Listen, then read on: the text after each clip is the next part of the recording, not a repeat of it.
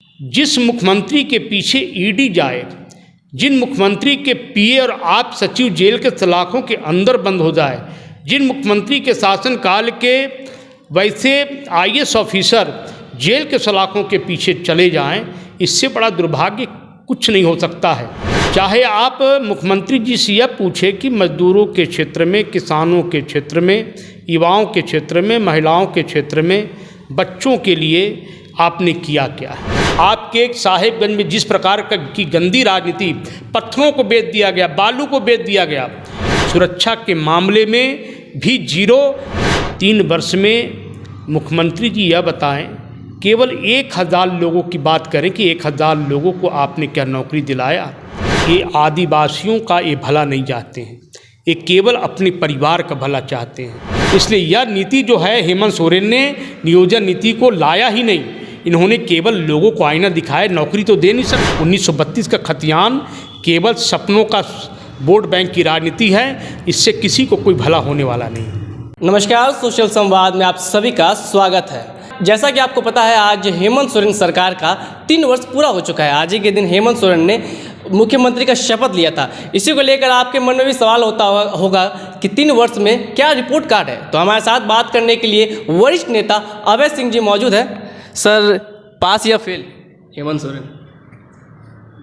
आज झारखंड की गवर्नमेंट को बने 3 वर्ष होने जा रहा है और मैं स्पष्ट शब्दों में यह कहना चाहता हूं कि सरकार जिस अपेक्षा के साथ, जिन आकांक्षा के साथ, जिन उम्मीद के साथ झारखंड की जनता ने इन्हें सत्ता की सिंहासन पर सत्ता की चाबी सौंपी थी, उस उम्मीद में बिल्कुल ही यह सरकार फेल साबित हुई है।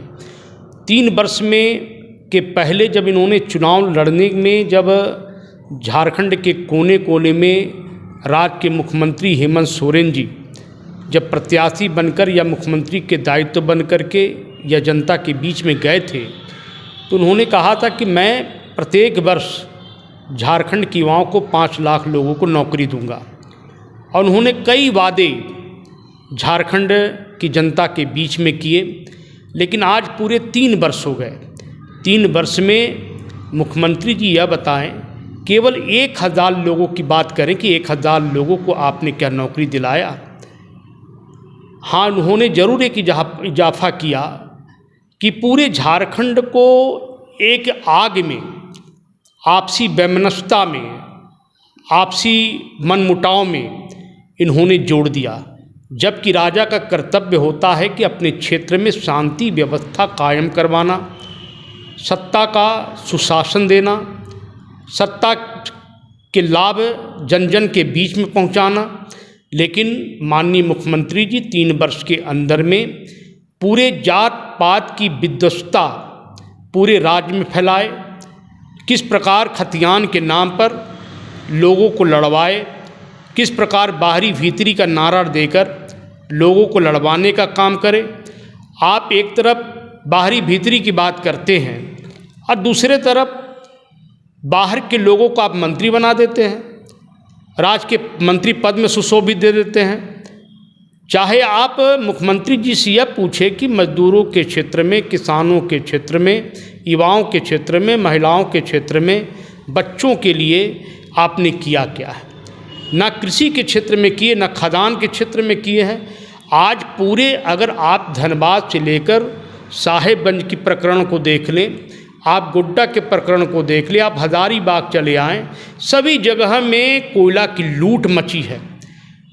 जिस मुख्यमंत्री के पीछे ईडी जाए, जिन मुख्यमंत्री के पीए और आप सचिव जेल के सलाखों के अंदर बंद हो जाए, जिन मुख्यमंत्री के शासनकाल के वैसे आईएएस ऑफिसर जेल के सलाखों के पीछे चले जाएं, इससे बड़ा दुर्भाग्य कुछ नहीं हो सकता है।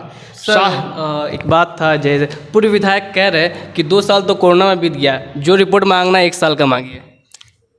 ये तो वही बात है कि आप अपने काम से बचना चाहते हैं। कोरोना में क्या विकास नहीं हो सकता था? क्या कोरोना के कालखंड में पूरे हिंदुस्तान में विकास नहीं हुआ? क्या अन्य राज्यों में नहीं हुआ? क्या मध्य प्रदेश में नहीं हुआ? क्या उत्तर प्रदेश में नहीं हुआ? क्या भाजपा शासित राज्यों में नहीं हुआ? आप एक बहाना का ढोंग बना करके काम कर रहे हैं। ठीक है, मैं कोरोना की बात कर लेता हूँ। आपने कोरोना के नाम पर जिस प्रकार केंद्र सरकार के द्वारा चला हुआ पैसा आपने अपने मद में अपने क्षेत्र में कितना खर्च किया, यह जनता को बताना चाहिए। यह बताना चाहिए कि कोरोना के कालखंड में जो भी आपने कार्य किए उसको बताना चाहिए। कोरोना के कालखंड में आपने देखा कि भारतीय जनता पार्टी के कार्यकर्ताओं ने अपनी जान की बाजी लगा करके, चाहे वह नेशनल हाईवे में प्रवासी मजदूर पैदल जा रहे थे, चाहे अन्य क्षेत्रों पर किसी को खिचड़ी खिलाकर, किसी को खाना खिलाकर, किसी के मजदूर को जो है भोजन देकर उसका जीवन यापन करवाए, लाइन बाय लाइन लोगों को खड़ा किए। लेकिन क्या आपने सरकारी दल में सत्ता में बैठे हुए किसी दल के लोगों को आपने नेशनल हाईवे में बैठे हुए देखा? क्या आपने किसी हॉस्पिटल में जा कर के खिचड़ी खिलाते देखा? लेकिन भारतीय जनता पार्टी के कार्यकर्ताओं ने किया है। मुख्यमंत्री जी अपनी करनी को और कथनी को छुपाने के लिए यह काम कर रहे हैं। अब आप बताइए कि उग्रवादी गतिविधियां फिर प्रारंभ हो गई, चाहे वह चाईबासा के क्षेत्र में देखिए और चाहे अन्य क्षेत्रों में देखिए। इससे कोरोना का क्या लेना देना है? आज पूरे थाना की बोली लगाई जाती है। हम ये बता रहे हैं कि 3 वर्ष में, आप कहते हैं कि 2 वर्ष हमारा कोरोना में चल गया, तो 2 वर्ष में और 3 वर्ष के पर्दे के पीछे आपके साहेबगंज में जिस प्रकार की गंदी राजनीति, पत्थरों को बेच दिया गया, बालू को बेच दिया गया, इसको भरपाई कहाँ से करेंगे? मुख्यमंत्री जी को इस बात का जवाब देना चाहिए। सुरक्षा को लेकर क्या कहेंगे सर हेमंत सरकार पर? बिल्कुल, सुरक्षा के नाम पर तो आज बच्चियों के साथ में जिस प्रकार रेप हो रहा है, आपने देखा कि दिल्ली के तर्ज में किस प्रकार संथाल परगना में एक बच्ची के 35 टुकड़े के बजाय 50 टुकड़े कर दिए गए।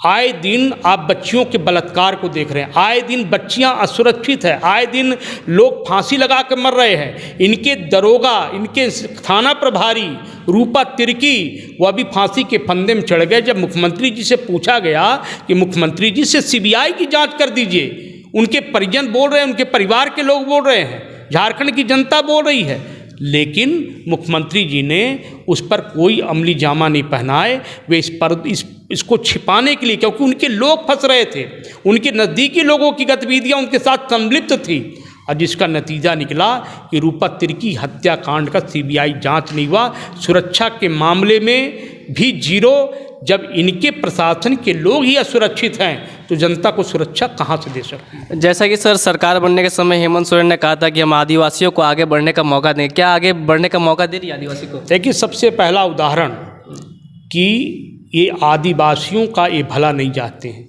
ये केवल अपने परिवार का भला चाहते हैं। इनकी संपत्ति का जो इजाफा हुआ है ये उसका भला चाहते हैं, ये अपने इर्द गिर्द के लोगों का भी भला नहीं चाहते हैं। अब आप सोचिए, भारतीय जनता पार्टी ने विधायक दल का नेता बाबूलाल मरांडी जी को बनाया, लेकिन बाबूलाल मरांडी जी एक संथाल परिवार से आते, एक आदिवासी आते, उनको मान्यता इसलिए नहीं दिया कि उन्होंने सदन के अंदर पर अगर विपक्ष की मान्यता मिल जाती तो इनका सदन में गलत कार्यों का वे विरोध करते, गलत कार्यों का एक जरूर खुलासा करते, पूरे सरकार जस के तस चलती।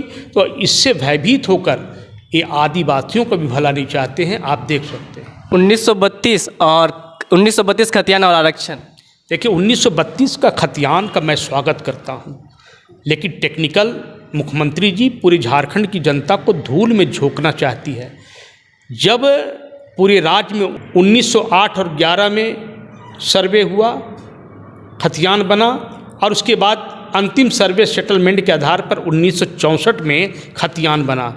1932 का खतियान चंपई सोरेन के पास नहीं है, सूर सिंह बेसरा के पास नहीं है, कृष्णा मार्डी के पास नहीं है, शैलेंद्र महतो के पास नहीं है, मधु कोड़ा के पास नहीं है, गीता कोड़ा के पास नहीं है। मेरा कहना है कि पूरे कोल्हान में किसी एक भी नेता, चाहे वह पक्ष हो, चाहे विपक्ष हो, चाहे समाज सेवी हो, चाहे ग्रामीण हो, चाहे मुखिया हो, चाहे सरपंच हो, अगर कोई व्यक्ति के पास अगर खतियान एक भी 1932 का है तो मैं इस इम्प्लीमेंट का स्वागत करने के लिए तत्पर तैयार हूँ। सर, जैसा नियोजन नीति को रद्द कर दिया गया है, आपने भी विरोध किया था कि जब 2021 में नियोजन नीति को लागू किया गया था, तो देखिए, सबसे पहली बात है कि ये सरकार जब से बनी है उर्दू को मान्यता दे सकती है, हिंदी को मान्यता नहीं दे सकती है, उर्दू को मान्यता दे सकती है, अंग्रेजी को मान्यता नहीं दे सकती है। तो इन्होंने जो नियोजन नीति बनाया था वो नियोजन नीति को कोर्ट ने निरस्त कर दिया।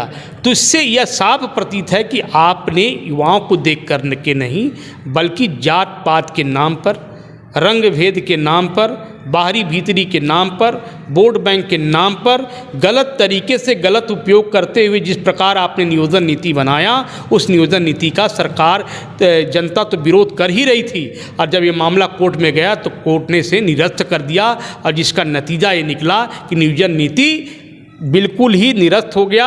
इनका नीति और नियत किस आधार पर नीति, आपको क्या लगता है किस आधार पर नीति को बनाया गया था? बिल्कुल ये जनता के विपरीत बनाया गया था, युवाओं के विपरीत बनाया गया था। यहाँ के जो युवा है जो जन्म लिए थे उनके विपरीत था, तो कोर्ट ने निरस्त किया। इसलिए यह नीति जो है हेमंत सोरेन ने नियोजन नीति को लाया ही नहीं, इन्होंने केवल लोगों को आईना दिखाया, नौकरी तो दे नहीं सकते। 1932 में यही है क्या सर? बिल्कुल है, 1932 का खतियान केवल सपनों का वोट बैंक की राजनीति है, इससे किसी को कोई भला होने वाला नहीं।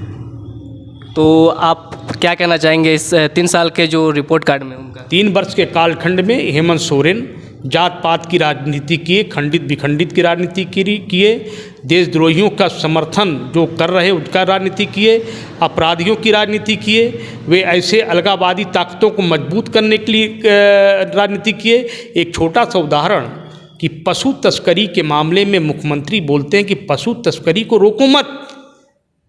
इसका मतलब कि आप बढ़ावा देना चाहते हैं, अपने प्रशासन को बढ़ावा देना चाहते हैं, जिसका नतीजा निकला कि आज लोगों का मन बढ़ गया, उग्रवादियों का मन बढ़ गया है, आतंकवादियों का मन बढ़ गया है, गुंडों बदमाशों का मन बढ़ गया है, ब्राउन शुगर करने वालों का मन बढ़ गया है, जो ब्राउन शुगर बेचते हैं उनका मन बढ़ गया है, पुलिस का मनोबल को इन्होंने गिराने का काम किया है। इसलिए हम यही कहेंगे कि यह सरकार बिल्कुल खत्म सरकार है। यह सरकार 3 वर्ष में जनता के अनुरूप की सरकार नहीं बल्कि जनता के विफलता की सरकार है। ये थे हमारे साथ भाजपा के वरिष्ठ नेता अभय सिंह जी। इनका कहना है कि हेमंत सरकार पूरे 3 वर्ष में पूरी तरह से फेल है, बिल्कुल जाति की बात करती है, उसके सिवा और कुछ नहीं करती है। इस पर आपकी क्या राय है कमेंट सेक्शन पर जरूर बताएं। तब तक के लिए देखते रहे सोशल संवाद। मैं आकाश पोद्दार अपने सहयोगी नम्रता के साथ। जय हिंद।